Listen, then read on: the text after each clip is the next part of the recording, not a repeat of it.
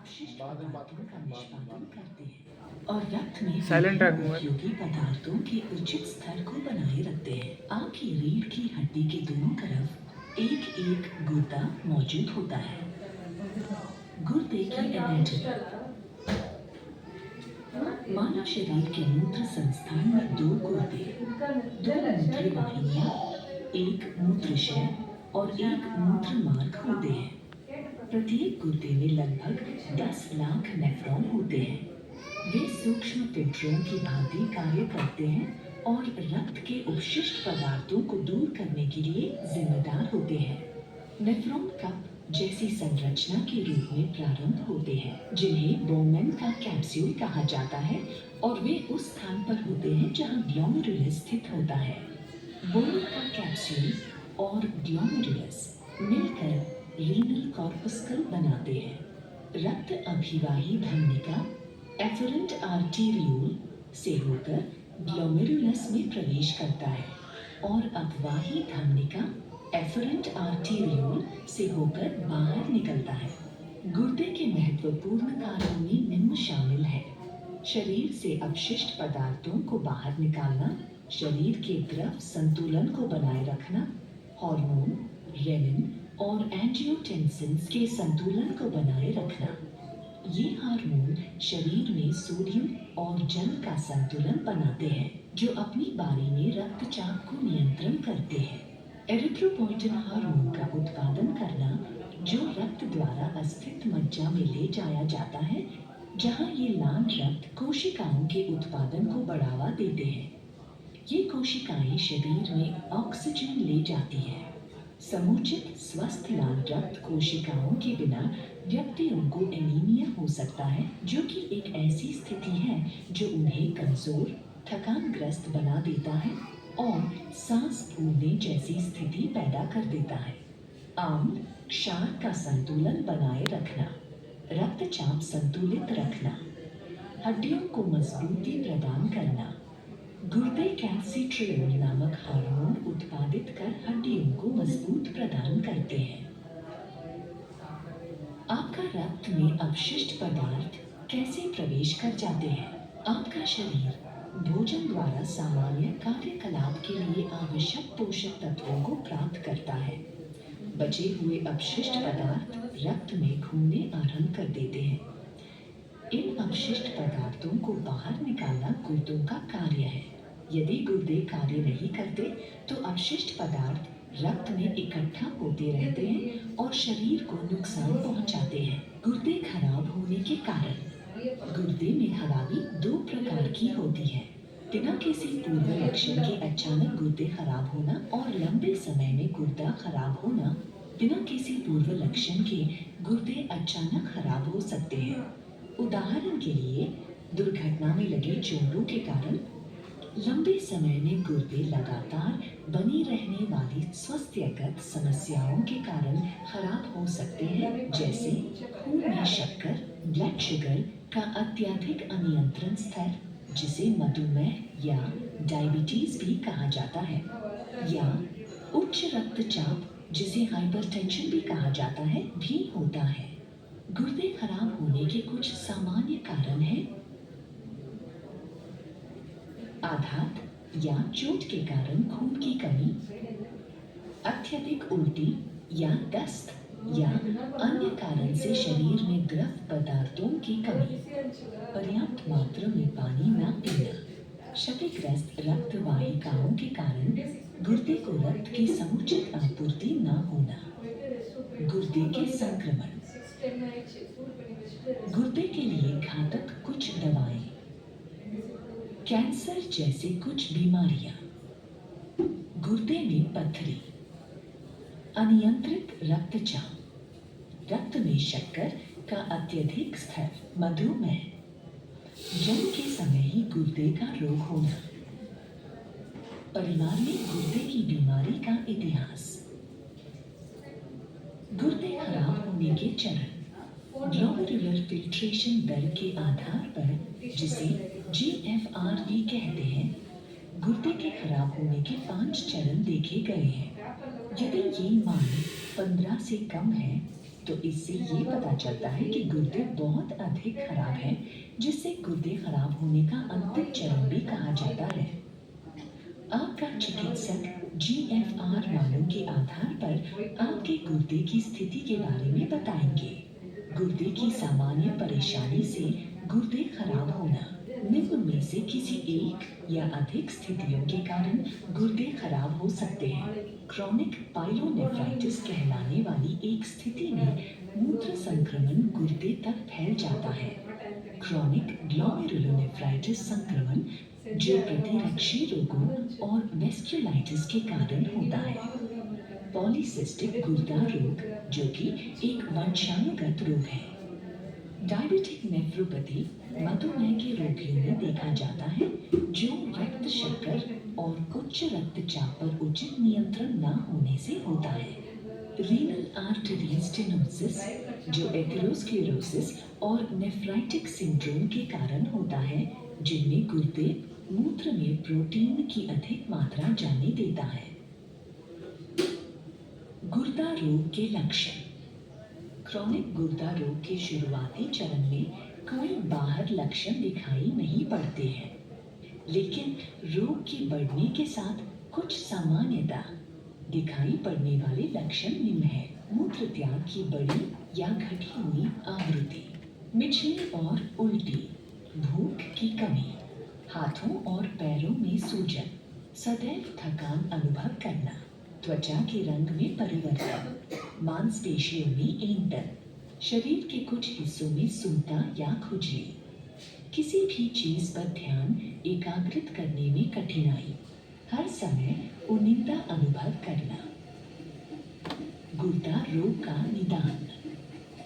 यदि आपके गुर्दे के रोग की ओर इंगित करने वाले एक या अधिक लक्षण होने की आशंका है, तो तुरंत अपने चिकित्सक से मिलें। आपका चिकित्सक 3 सामान्य जांचों से गुर्दे रोग का निदान कर लेंगे। आपका रक्तचाप जांचना, प्रोटीन या एल्ब्यूमिन के स्तरों का पता लगाने के लिए आपके मूत्र की जांच, आपकी ग्लोमेरुलर फिल्ट्रेशन दर या जीएफआर को मापना। अन्य जांचों को गुर्दे के रोगों का पता लगाने में सहायता कर सकती है। Kidney imaging. आपके गुर्दे का आंतरिक चित्र प्राप्त करने के लिए अल्ट्रासाउंड, कंप्यूटरीकृत टोमोग्राफी या सीटी स्कैन और मैग्नेटिक रेजोनेंस इमेजिंग या एमआरआई की जाती है, जिनसे गुर्दे के रोगों का पता करने में सहायता मिलती है। Kidney biopsy. इस प्रक्रिया में गुर्दे के रोग का पता लगाने के लिए किडनी के ऊतक का एक सूक्ष्म हिस्सा निकाला जाता है और माइक्रोस्कोप के जरिए जांचा जाता है। गुर्दे खराब होने पर उपचार के विकल्प। रोकथाम। रोकथाम के द्वारा गुर्दा रोग टाले जा सकते हैं। क्रॉनिक गुर्दा रोगों की रोकथाम के लिए रक्तचाप और मधुमेह, डायबिटीज जैसे रोगों का ध्यान रखें जो आपके गुर्दे और अन्य अंगों को विनाशकारी हो सकते हैं। भोजन। एक स्वास्थ्यवर्धक और संतुलित भोजन उन लोगों के लिए महत्वपूर्ण है जो सप्ताहांत किडनी फंक्शन से पीड़ित हैं।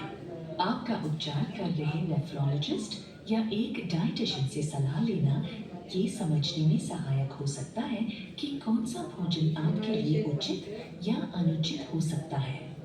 दवाएं। गुर्दे के खराब होने से जुड़ी हुई कुछ स्वास्थ्य समस्याओं को नियंत्रित करने में दवाएं उपयोगी हो सकती हैं। डायलिसिस। गुर्दे के एक बार पूर्णतः कार्य करना बंद कर देने पर उपचार के विकल्प डायलिसिस या प्रत्यारोपण तक सीमित है। डायलिसिस एक फिल्टर व्यवस्था का उपयोग करके अपशिष्ट पदार्थों को शरीर से बाहर निकालती है। डायलिसिस के बारे में। डायलिसिस के 2 प्रकार हैं। हीमोडायलिसिस। हीमोडायलिसिस शरीर से अपशिष्ट पदार्थ हटाने के लिए डायलाइजर या कृत्रिम गुर्दा कहलाने वाला एक मशीन फिल्टर का उपयोग करता है। डायलाइजर हीमोडायलिसिस मशीन से जुड़ा हुआ एक कंटेनर होता है। उपचार के दौरान अशुद्ध रक्त ट्यूबों के जरिए डायलाइजर में पहुंच जाता है। डायलाइजर रक्त के अपशिष्ट पदार्थों, अतिरिक्त नमक और अतिरिक्त जल को फिल्टर करता है। हीमोडायलिसिस के फायदे और नुकसान। फायदे: सुविधाएं आसानी से उपलब्ध हैं। प्रशिक्षित पेशेवर हर समय आपकी सहायता करते हैं। ये आपको अन्य रोगियों से बातचीत करने का अच्छा अवसर प्रदान करता है। नुकसान: उपचार अपॉइंटमेंट पर ही दिया जाता है। रोगियों को उपचार केंद्र तक पहुंचाना पड़ता है। हीमोडायलिसिस के दौरान भोजन में परहेज बेहद कठिन होता है। मन स्थिति में परिवर्तन सामान्य है। अधिक दवाओं की आवश्यकता होती है, जिससे थेरेपी की कुल लागत बढ़ सकती है। एक डायलिसिस सत्र के बाद अच्छा अनुभव करने में कुछ घंटों का समय लग सकता है। डायलिसिस के दौरान भोजन। जब गुर्दे कार्य करना बंद कर देते हैं, डायलिसिस आपके रक्त से अपशिष्ट पदार्थों को बाहर निकालती है। लेकिन डायलिसिस ध्रुवों के बीच आपके रक्त में अपशिष्ट पदार्थ बन सकते हैं और परेशानी पैदा कर सकते हैं। अच्छा भोजन अपशिष्ट पदार्थों को कम कर सकता है और आपकी डायलिसिस और सामान्य स्वास्थ्य को बेहतर बना सकता है। भोजन की एक ऐसी योजना बनाने के लिए आपके चिकित्सक या डाइटिशियन से बात करें जो आपके लिए सर्वोत्तम हो। एक डायलिसिस रोगी के लिए एक स्वास्थ्यवर्धक भोजन को निम्नानुसार होना चाहिए: उचित प्रोटीन, उचित कैलोरी, पोटेशियम की नियंत्रित मात्रा, सोडियम की कम मात्रा, फास्फोरस की कम मात्रा और शरीर में आवश्यक द्रवों की जरूरी मात्रा बनाए रखना। गुर्दे प्रत्यारोपण क्या है? गुर्दे प्रत्यारोपण किसी अन्य व्यक्ति, जिसे दाता भी कहा जाता है, के स्वस्थ गुर्दे से उस प्राप्तकर्ता के गुर्दे को बदलना है जिसके गुर्दे कार्य नहीं कर रहे हैं। स्वस्थ गुर्दे कार्य न कर रहे गुर्दे का कार्य संभाल लेता है। रीनल प्रत्यारोपण प्राप्तकर्ताओं की बहुसंख्या प्रत्यारोपण के समय डायलिसिस के किसी रूप, हीमोडायलिसिस, पेरिटोनियल डायलिसिस, हीमोफिल्ट्रेशन की समान प्रक्रिया पर होती है। गुर्दे के प्रत्यारोपण के क्या लाभ हैं? गुर्दे का प्रत्यारोपण करवाने से व्यक्ति भी खान पान संबंधी कुछ पाबंदियों के साथ डायलिसिस के बिना जीवन जी सकता है, जिनके अपने गुर्दे ने काम करना बंद कर दिया है। गुर्दे के प्राकृतिक कार्य को पुनर्स्थापित करने में भी गुर्दे का प्रत्यारोपण डायलिसिस से अधिक प्रभावी हो सकता है। गुर्दे के सफल प्रत्यारोपण के परिणाम स्वरूप गुर्दे के काम न करने से पीड़ित व्यक्ति अक्सर डायलिसिस करवाने की तुलना में बेहतर महसूस करते हैं। डायलिसिस की तुलना में प्रत्यारोपण क्यों बेहतर है? गुर्दे के पुराने रोग और अंतिम चरण की गुर्दों की बीमारी से पीड़ित रोगियों के लिए ये सर्वोत्तम तरीका है। डायलिसिस की तुलना में इससे ज्यादा लंबा जीवन प्राप्त होता है। ये जीवन की गुणवत्ता में सुधार करता है क्योंकि रोगी सामान्य जीवन जी सकता है। इसके बाद डायलिसिस की कोई जरूरत नहीं होती। गुर्दे के प्रत्यारोपण की क्या सीमाएं हैं? गुर्दे के प्रत्यारोपण की सीमाओं में निम्नलिखित शामिल हैं: प्रत्यारोपण के शरीर द्वारा अस्वीकार किए जाने का जोखिम, शरीर की प्रतिरक्षा प्रणाली को दबाने वाली औषधियों के दुष्प्रभाव। गुर्दे का प्रत्यारोपण कब किया जाना चाहिए? जो रोगी बड़ी शल्यक्रिया बर्दाश्त कर सकते हैं, उनमें गुर्दे का प्रत्यारोपण दान में दिए गए किसी उपयुक्त गुर्दे के उपलब्ध होते ही करवाया जा सकता है। यदि रोगी का दानकर्ता जीवित हो, तो गुर्दे के पूरी तरह काम करना बंद करने के थोड़ी समय पहले प्रत्यारोपण किया जा सकता है, जिससे कि डायलिसिस की आवश्यकता नहीं पड़े। किन रोगियों में गुर्दे का प्रत्यारोपण नहीं किया जा सकता? निम्नलिखित रोगी गुर्दे के प्रत्यारोपण के पात्र नहीं है: जिनके हृदय और फेफड़े अपर्याप्त काम करते हैं, ठीक ना किए जाने वाले अंतकालिक संक्रामक रोगों से ग्रस्त रोगी, यकृत के रोग से ग्रस्त रोगी, सहवर्ती तंबाकू सेवन और मोटापे की बीमारी से ग्रस्त रोगी भी इनमें शामिल हैं। ऐसे रोगी जिनमें शल्यक्रिया की जटिलताएं उत्पन्न होने का जोखिम बहुत अधिक हो, कैंसर से ग्रस्त रोगी, मानसिक रोग से ग्रस्त रोगी और या नशीले पदार्थों के अत्यधिक और लगातार जारी सेवन की समस्याओं वाले रोगी। चिकित्सकीय औषधि प्रशासन का पालन न करना कुछ व्यक्तियों को प्रत्यारोपण के लिए अनुपयुक्त बना सकता है। गुर्दे के प्रत्यारोपण किस प्रकार किए जाते हैं? पेट के निचले दाहिने भाग में एक चीरा लगाया जाता है। दान में मिला गुर्दा प्राप्तकर्ता के दाहिने निचले कूल्हे के प्रत्यारोपित किया जाता है।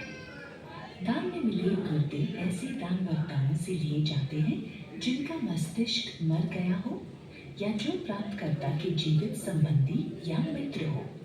नया गुर्दा सही स्थान पर सिल दिया जाता है। नए गुर्दे की वाहिकाओं को दाहिने पैर, श्रोणियां वाहिकाओं और मूत्र वाहिनी को ब्लैडर से सिल दिया जाता है।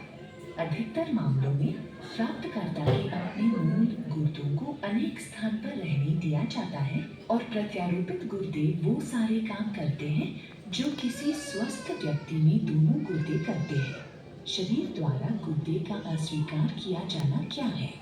शरीर द्वारा अस्वीकार किया जाना गुर्दे के प्रत्यारोपण के बाद होने वाली सबसे गंभीर जटिलता है। अस्वीकार किया जाना शरीर की प्रतीक्षा प्रणाली से संबंधित उन सभी प्रतिक्रियाओं को समाहित करता है जो ऐसे प्राप्तकर्ता को हुए प्रत्यारोपण को नष्ट करते हैं और जो आनुवंशिक रूप से दानकर्ता से भिन्न है। शरीर द्वारा अस्वीकार किए जाने की घटना क्यों होती है? शरीर की प्रतीक्षा प्रणाली जीवाणु जैसे बाहरी पदार्थों के आक्रमणों से सुरक्षा करती है। ये प्रतीक्षा प्रणाली नए प्रत्यारोपण को बाहरी चीज समझकर उसे नष्ट कर सकती है। शरीर द्वारा अस्वीकार किए जाने की रोकथाम किस प्रकार की जा सकती है? गुर्दे का प्रत्यारोपण करवाने वाले रोगियों को शरीर की प्रतीक्षा प्रणाली को दबाने वाली दवाएं लेनी होती है जो अस्वीकरण रोधी औषधियों की तरह काम करती है और प्रत्यारोपित गुर्दे के अस्वीकार किए जाने की रोकथाम करती है। यदि अस्वीकार किए जाने की घटना होती है तो अतिरिक्त उपचार की आवश्यकता पड़ सकती है। अस्वीकार किए जाने की आरंभिक पहचान और उपचार के लिए किसी प्रत्यारोपित केंद्र पर नियमित चेकअप करवाने की आवश्यकता होती है। गुर्दे का प्रत्यारोपण करवाने वाले रोगियों के लिए कौन सी दवाएं हैं? यदि आपने गुर्दे का प्रत्यारोपण करवाया है तो प्रत्यारोपण के पहले आपको कई दवाएं लेनी होगी। मुख्यतः 3 प्रकार की दवाओं की आवश्यकता होती है। शरीर की प्रतीक्षा प्रणाली को दबाने वाली दवाएं जो कि अस्वीकरण रोधी दवाएं होती है। उदाहरण साइक्लोस्पोरिन, टेक्रोलिमस, सिरोलिमस, एजोथियोप्रिन, माइक्रोफेनोलेट, मोफेटिव, बैसिलिक्सिमैब और डेक्लिजुमैब। शरीर की प्रतीक्षा प्रणाली को दबाने वाली दवाओं का जोखिम कम करने वाली दवाओं से निम्नलिखित शामिल है। एसिक्लोविर वायरल संक्रमण की रोकथाम करने के लिए नियस्टैटिन माउथवॉश, कैंडिडा संक्रमण की रोकथाम करने के लिए आइसोनियाजिड, ट्यूबरकुलोसिस आदि की रोकथाम करने के लिए उच्च रक्तचाप और उच्च कोलेस्ट्रॉल की रोकथाम करने के लिए भी दवाएं ली जानी चाहिए। प्रत्यारोपण के बाद किसी व्यक्ति की रोग निवृत्ति कितनी जल्दी हो सकती है? गुर्दे का प्रत्यारोपण एक बड़ा ऑपरेशन है, लेकिन पहले 2 दिनों में रोगी को बिस्तर से उठ जाना चाहिए और आमतौर पर 10 दिन बाद उसे घर चले जाना चाहिए। गुर्दे के प्रत्यारोपण के बाद पहले 3 महीने के दौरान सप्ताह में कई बार क्लिनिक पर मुलाकात करने के लिए जाने की आवश्यकता हो सकती है। जटिलताएं उत्पन्न होने पर उनकी जांच या उपचार के लिए अस्पताल में फिर से भर्ती करवाने की आवश्यकता पड़ सकती है। शल्य क्रिया के बाद लगभग 3 महीने के बाद अधिकतर प्राप्तकर्ता काम पर वापस लौट सकते हैं और वे काफी हद तक सामान्य जीवन जी सकते हैं। हालांकि जीवन भर नियमित रक्त की जांचें करवानी पड़ सकती हैं ताकि ये जांच की जा सके कि आपकी गुर्दे सही ढंग से काम कर रहे हैं या नहीं और ये जानने के लिए कि शरीर की प्रतिरक्षा प्रणाली को दबाने वाली दवाएं आपकी रक्त कोशिकाओं और शरीर को प्रतिरक्षा प्रणाली को किसी रूप में प्रभावित कर रही है या नहीं। दानकर्ताओं की रोग निवृत्ति। यदि आपने कोई गुर्दा दान किया है तो आप आमतौर पर 1 सप्ताह के अंदर अस्पताल से छुट्टी मिलने की उम्मीद कर सकते हैं और 6 सप्ताह बाद आप फिर से सामान्य गतिविधियां करने में सक्षम हो जाएंगे। हालांकि काम से 3 महीने की छुट्टी लेने की सलाह दी जाती है। गुर्दे के प्रत्यारोपण के बाद क्या करना चाहिए और क्या नहीं। जी खत्म हो गया, बाद में आपको पूरा डालेंगे। आओ।